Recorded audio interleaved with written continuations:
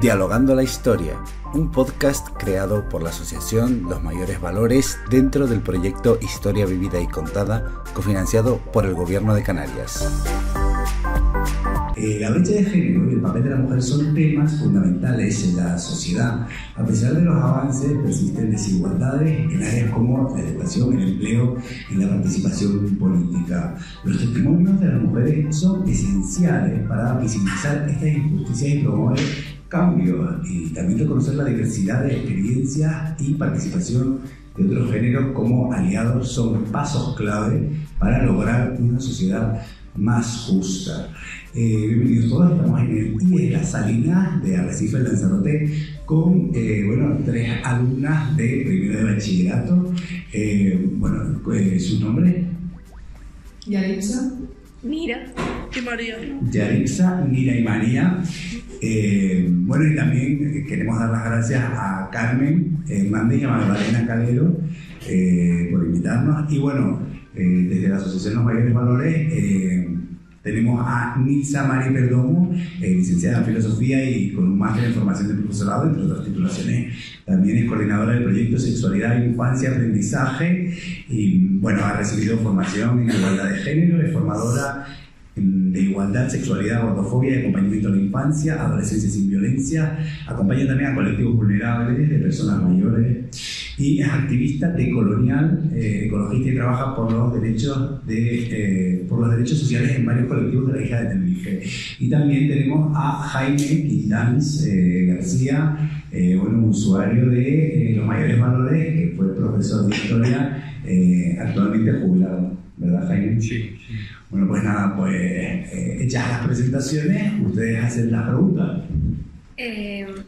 ¿Puedes compartir alguna experiencia personal que hayas sido testigo o hayas experimentado directamente la brecha de género en tu entorno? yo por seguir que estoy aquí en el micro, creo que la brecha de género nos atraviesa a todos y a todas, ¿no? Desde las personas que a lo mejor ya tienen edad de ir a estudiar a la universidad o de ya acceder al mundo laboral, donde nos encontramos con que muchas veces es mucho más fácil acceder a determinados puestos cuando eres chico y más difícil si eres chica, incluso ya si eres persona no binaria o trans, ¿no? ¿Qué pasa con esto? Que a nuestra edad muchas de las veces nos encontramos también con una brecha de género o una ruptura en el género cuando accedemos, por ejemplo, a las redes sociales, ¿no? Donde vemos cómo gran parte del contenido, esto no quiere decir que no haya excepciones, sí que las hay, pero cuando vas a acceder a contenido de, por ejemplo, influencers chicos, muchas veces tienen que ver más con videojuegos, deporte, ¿no? No sé si también hay otros aspectos así donde los chicos acceden más en el contenido de redes sociales, que se le ocurran a ustedes, deportes, videojuegos. ¿Alguno más? Y luego por otro lado las chicas que suelen ser más de maquillaje, hay excepciones, ¿vale? Pero que suele ser mucho en relación al maquillaje, la moda, las dietas, ¿no? Sí. Y esto al final nos construye, ¿no? Nos construye como personas y parece que si somos chicas y tenemos un cuerpo, ¿no? Definido como mujer, entonces tenemos que ser de esta forma y cuando somos chicos tenemos que ser de esta otra, ¿no? Y cuando nos salimos de esa norma muchas veces somos señalados o señaladas, ¿no? Entonces, ¿qué pasa con eso? Que además parece que las mujeres o los hombres decidimos ser por cuenta propia y libremente de una forma determinada, pero no es real. Hay una sociedad que nos impone cómo tenemos que ser. Y entonces, ¿qué pasa? Que nos encontramos con que cuando vamos a hacer estudios de investigación en la universidad, quienes están estudiando, por ejemplo, dentro de la rama de educación, ayer investigaba el 97,6% de las personas que estudian educación infantil, que tienen que ver con los cuidados, son mujeres. Y según vamos avanzando, resulta que el 80% en primaria son mujeres En secundaria son el 60% mujeres, y ya cuando vamos a la rama de la educación universitaria, los profesores suelen ser hombres. Solamente el 23% de las mujeres acceden a dar clases en la universidad. ¿Qué sucede con esto? Que parece que aquello que tiene que ver relación con los cuidados tiene que ser más en el ámbito de las mujeres, y lo que tiene que ver más con lo racional en el caso de los hombres. Y eso al final genera como una brecha, ¿no? Y nos estamos dando cuenta dentro de las propias experiencias personales, ¿no?, que preguntaba, de que aunque las mujeres ahora tenemos acceso al mundo laboral, hay una realidad donde tenemos una doble jornada. ¿Qué pasa? Que las mujeres ahora vamos a trabajar, pero también seguimos cuidando en casa, ¿no? Y eso también, pues claro que hay excepciones y hay hombres que cuidan en casa, pero la mayoría de nuestras familias, cuando estamos, por ejemplo, enfermas o cuando tenemos algún problema, casi siempre solemos acudir más a las mujeres, ¿no? Es bastante probable que las profes que están aquí hayan hecho la comida y la hayan dejado preparada para que cuando lleguen de trabajar esa comida ya esté lista y los hombres no tengan que encargarse de eso, o los hijos, ¿no? Eso es una realidad que genera al final una doble jornada por parte de las mujeres. Es mentira que nos hayamos liberado, nos estamos cargando más. Lo que pasa es que hay un trabajo que no nos paga, que es el trabajo de los cuidados, ¿no? Sí, el darle vueltas al lenguaje es algo importante, porque entonces resulta tremendamente divertido y esclarecedor. Brecha, yo que recuerde, la palabra brecha se usaba cuando le daban a uno una pedrada en la cabeza, ¿eh? Entonces, la brecha de género no es la que nos construye, es la que nos destruye como sociedad, montando esa guerra de sexos que tan buenos resultados da al sistema. Estamos unos contra otras, otras contra unos, y nos lo pasamos muy mal. Entonces, eso es lo realmente grave. Efectivamente, la mujer tiene doble trabajo, pero sobre todo ha entrado en el trabajo para reducir, aumentando la oferta de trabajo, reduce el pago de los salarios.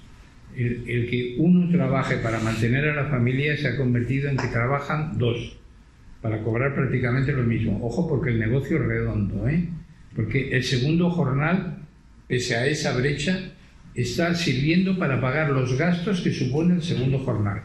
Guardería, comida que se tira, economía que no se revisa, otro coche, otras historias, todo un ciclo. O sea, el negocio es redondo, pero esa brecha es una pedrada en la cabeza de la sociedad. Los unos contra las otras contra los unos. Ahora queríamos preguntarle si has observado alguna diferencia en las oportunidades educativas entre hombre y mujer. Y si podrías compartir algún ejemplo que te ha sucedido o que hayan visto. Más concreto, sí. Que si podrías decir, ¿no?, si has visto alguna diferencia en la educación entre el hombre y la mujer, poniendo un ejemplo. La mayoría soy chicas, que son las que atienden. Los chicos están para dar mal. Es una cosa de chicos. Efectivamente, el desastre de educación que tenemos es este. En una ocasión nos llevaron a dar una charla sobre la represión del franquismo. Empecé preguntando ¿qué pensáis? Nadie decía nada. ¿Qué sabéis de? Nadie decía nada. ¿Tenéis alguna opinión de algo? Nadie decía nada. Y al final, que fue al principio, porque ya no hubo más, dije, no, en la represión del franquismo sois vosotros. O sea, ustedes vosotros, Es decir, en todo ese enfrentamiento, eso que dices, está en la educación, pese al trabajo de los profesores, no todos, pero de los profesores, que se toman el trabajo de que esto sea otra cosa. Pero el montaje de la educación es ese. O sea, perdonad la cosa, pero cuando venimos a una charla de esta de colegios nunca sabes dónde está el colegio hasta que encuentras un sitio con unas vallas altas. A veces he aparecido en la cárcel, pero bueno, pero normalmente, y nunca sabemos si las vallas son para que no entren o para que no salgan. Si lo sabéis, me lo explicáis. Volviendo al tema que tú planteaste antes, ¿cómo crees que la brecha de género afecta a la autoestima y a la confianza de las mujeres? Ya que has dicho que nosotros nos centramos en la moda y en el maquillaje. Yo creo como que hay varios aspectos, ¿no? que nos afectan a las personas. Yo creo que cada vez más también a los chicos con el tema de los cuerpos, ¿no? y parece que tenemos que cumplir un canon siempre de belleza. Cuando ya empezamos a relacionarnos también entre chicos y chicos, chicas y chicas, chicas y chicas, resulta que también parece que tenemos que tener un cuerpo, ¿no? sexuado de una forma determinada y que es la única manera de ser hombre o la única manera de ser mujer, y todas las que nos salimos de ahí, entonces ya nos empezamos a sentir mal con nuestros cuerpos, ¿no? Si no tienes unas curvas determinadas, si no tienes un color de piel determinado, un pelo determinado, si no tienes los brazos fuertes como, ¿no? de ir al gimnasio. O sea, cada vez se nos exige mucho más sobre todo a ustedes, ¿no? Ahora a la juventud, para ser alguien que no somos, ¿no? Y no nos enseñan en la escuela a querernos y a entender que la diversidad nos enriquece y que nunca jamás vamos a ser como ningún póster que nos enseñen en la publicidad, que nunca jamás vamos a poder dejar de ser quienes somos, y quizás desde ahí es mucho más fácil poder amarnos y también poder amar a otras personas, porque al final como que nos enseñan a destruirnos un montón, ¿no? Luego, con respecto a la brecha de género y el autoestima, yo sí que creo que claro, a nosotras, a las chicas, esto siempre hay excepciones. Sé que hay mucha gente que luego dice, eso no son siempre igual, pero hay una realidad, ¿no? de estudios donde dice que un gran porcentaje de las mujeres vamos a estudiar humanidades o temas relacionados con los cuidados. Y esto no es porque biológicamente yo nazca para cuidar, sino porque me socializan, porque me enseñan, porque me dan una muñeca desde pequeñita, ¿no? Y a los chicos les dan una pelota. La pelota no la tienes que cuidar, la tienes que golpear. Y a la muñeca la tienes que cuidar. Evidentemente, yo soy la misma que cuando nací y me dieron la muñeca. Cuando voy a estudiar, estoy mucho más preparada para cuidar que para estudiar a lo mejor algo que tiene que ver con estrategias, ¿no? ¿Qué sucede? Que muchos de los trabajos que tienen que ver con los cuidados es lo que se llama la feminización de la pobreza. Y resulta que hay muchas mujeres, por ejemplo, que cuando quedan embarazadas son las que dejan de trabajar para criar a sus hijos, o para criar a sus padres, o para cuidar a sus padres cuando son mayores, e incluso a sus suegros muchas veces, ¿no? Y es un trabajo que no está remunerado. Es decir, en los libros de historia no aparecen nuestras abuelas cocinando en la cocina, aparecen los hombres que hicieron grandes cosas. Además de que hubieron muchísimas mujeres que hicieron grandes cosas, pero es que hacer grandes cosas es cuidar todos los días también. Y eso no tiene un valor social, por lo tanto afecta a mi autoestima, porque todas esas cosas que yo sé hacer, cuidar a mi amiga cuando la escucho, ¿no? Atender a un colega que resulta que está mal porque tiene un problema en su relación o en su familia, eso tiene un valor, pero no tiene un valor social. Por lo tanto, todas esas habilidades que yo tengo, aunque las tengo, no tienen un valor. Por lo tanto, lo que hace es que merma mi autoestima, porque parece que tengo que ser, en el mundo de la meritocracia, médico, ¿no? científica, y si no, ya no eres nada. Y claro, si estamos socializadas más bien para cuidar, evidentemente también esa autoestima se va mermando, ¿no? Ya. Has citado el tema de la historia de los hombres. La historia, esta que normalmente aprendemos o nos enseñan o nos imponen, es la del poder. Poder, una precisión, se escribe con J. Es la historia de la guerra. Normalmente son historias de guerras y efectivamente de hombres. Porque la historia cotidiana, que es la de verdad, la que vives de verdad, no la de los grandes hombres, esa es la cotidiana, es efectivamente la historia de la mujer, la de cada día, que también ha existido en esa otra historia de poder, pero para cargársela. Es decir, son los tiempos de los trovadores, de la lengua de Oc, de las mujeres teniendo un papel importantísimo en la sociedad, leyendo y escribiendo, válgame Dios, válgame Dios. Son las mujeres de la República Española, una cosa que no suena absolutamente para nada y que os recomiendo que no entréis porque seréis libres de un montón de prejuicios. No es la guerra española, es la República. O sea, eran los consejos de Aragón, las comunidades, las colectividades, los sindicatos donde se pagaba una cuota y todo lo que tenemos ahora de seguridad social estaba ya allí entonces, solo que controlado por los propietarios, o sea, por los obreros, por los empleados, por los socios de los sindicatos. Esa historia es de las mujeres. Las mujeres al fin en la República votaron y las mujeres fueron las que mantuvieron lo importante de la República. Las mujeres maestras de la institución libre de enseñanza, pronunciar esa palabra en un instituto hoy en día es sagrado. En las mujeres de la enseñanza, a las que en número de 50.000 se purgó de acabada esa guerra, y que tuvieron que salir adelante en la vida cosiendo y comprándose una máquina de coser porque no les dejaban ser maestras. Eso es la parte realmente importante.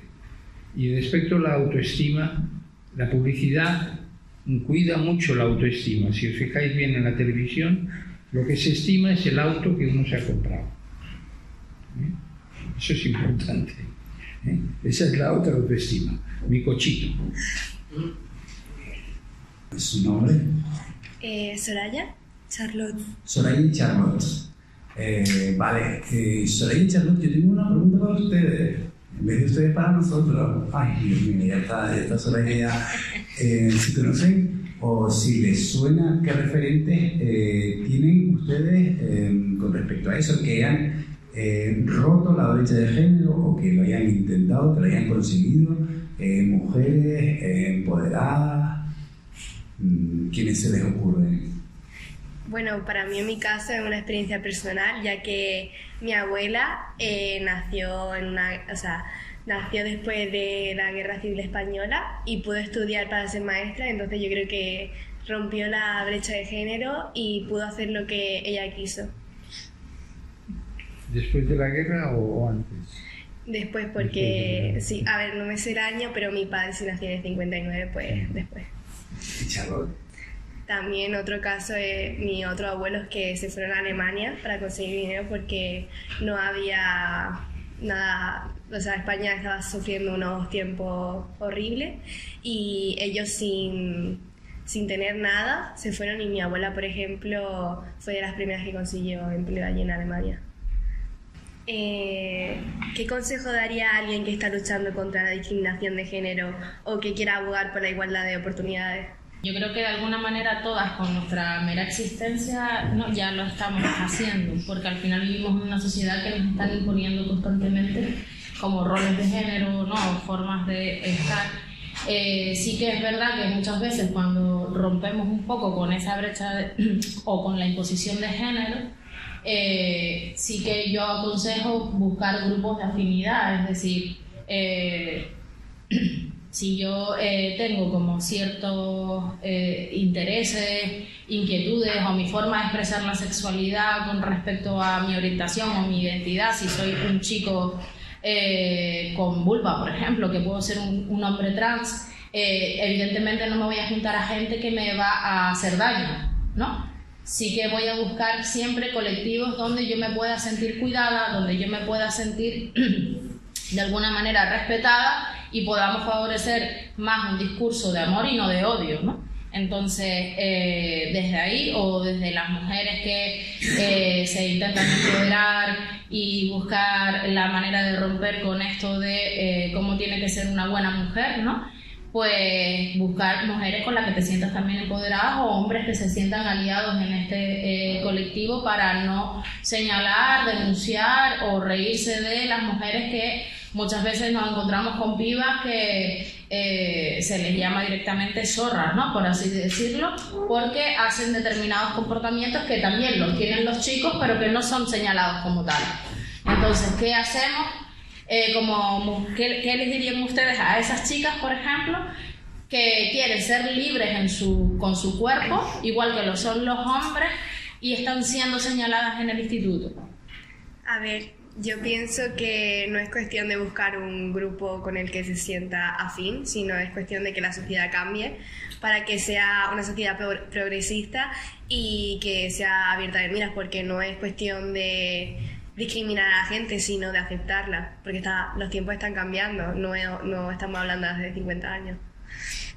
Y además de tratarla también con respeto, ofender a la persona. Exacto, porque aparte de ideologías políticas, todo, lo que nos sintamos y todo, somos personas, nos tenemos que tratar con respeto, seamos hombre, mujer, no identificamos con un sexo o con otro. Creo que cuando hablo de juntarnos con grupos afín, creo que es que nos ayuda mucho más a poder denunciar, a poder decir esta estructura o este sistema está funcionando mal, por lo tanto nosotros nos atrevemos a romper las normas, porque muchas veces lo que ha sucedido es que hay casos, ¿no?, como de acoso, de bullying, donde al final lo que haces es como te vas para tu casa, te sientes señalada y no hay gente que sea cómplice para decir, oye, yo estoy aquí y no está bien lo que está haciendo la otra persona, ¿no? Mismamente entre los chicos, donde un chico se ríe de una piba porque hace determinada cosa o dicen bromas entre ellos que tenemos certeza de que es violencia y nos callamos la boca porque no queremos que se ríen de nosotros, porque si no vamos a hacer el marica, ¿no? Porque estoy defendiendo a las pibas o porque estoy diciendo determinadas cosas. Entonces sí que creo que es importante entre nuestras relaciones poder señalar, poder ser cómplices y también poder cuidarnos para que podamos cambiar la sociedad, porque al final cambiamos desde nosotros y nosotras también, ¿no?, a la sociedad. Sí, realmente cuando la frase de los tiempos están cambiando, a mí lo que se me ocurre es que va a llover. Pero bueno, quiero decir que si no los cambiamos nosotros, no hay manera. Nos han impuesto también la frase de los tiempos cambian para que nos estemos quietos porque las cosas ellas solas se van arreglando. No, ellas solas no se van arreglando. Hay que efectivamente juntarse con otros más que estén en la misma onda para que efectivamente vuelva a llover. Bueno, relacionado con los consejos, creemos que ¿qué cambios te gustarían ver en tu sociedad para cerrar la brecha de género y empoderar a las mujeres? ¿A ustedes? Pues, no sé, a nivel escolar, por ejemplo, que se hable más de una igualdad, porque aunque lo tenemos muy presente, al final siempre está escondida y por ejemplo, cuando mueven silla en un colegio, cuando mueven mesa, cuando se trata de trabajos de fuerza siempre han llamado a los hombres. Cuando, por ejemplo, cuando dijiste que las mujeres siempre estaban prestando atención, yo creo que se sienten, necesitan como más trabajo para, o sea, por los roles de la sociedad, como tienen que estar más atentas, tienen que formar parte más de las clases para que sean vistas como lo que realmente valen. Realmente cuando llaman a los hombres para hacer algún trabajo, no es que sea discriminación, es que no valemos para otra cosa. Yo creo que sí valen, ¿no? Yo creo que sí que valen. Creo que en realidad es una cuestión también de que, por un lado, de lo que dice la compañera, de desarrollar la empatía, ¿no? Y la empatía va de eso, de prestar atención y de cuidar y de no machacar al otro o a la otra. Y muchas veces a los niños, cuando son pequeños, no se les enseña a cuidar o a escuchar, ¿no? Por esto que veníamos diciendo antes del tipo de juguetes, por ejemplo, que se nos dan. Pero también creo que el patriarcado, no, también en realidad afecta a los hombres.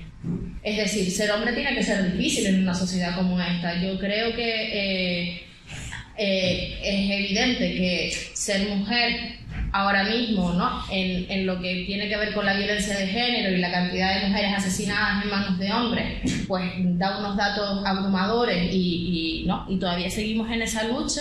Pero también creo que el no poder llorar, el no poder mostrarte vulnerable, el no poder ser empático, el no poder relacionarte desde un lugar tranquilo y calmado, sino siempre ser fuerte, ¿no? Al final también, yo por lo menos, no me gustaría estar en ese lugar. Entonces yo sí que creo que estaría bien en esto de empoderarnos nosotras. No es solamente que nosotras seamos fuertes, sino que también ellas puedan ser vulnerables, ¿no?